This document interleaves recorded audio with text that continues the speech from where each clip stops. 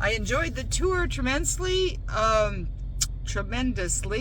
especially the harvesting of the celery and learning how the crops are rotated seasonally for cool weather crops and hot weather crops. It was incredibly educational and great to see the process up close, so I highly recommend this tour. Okay, thank you.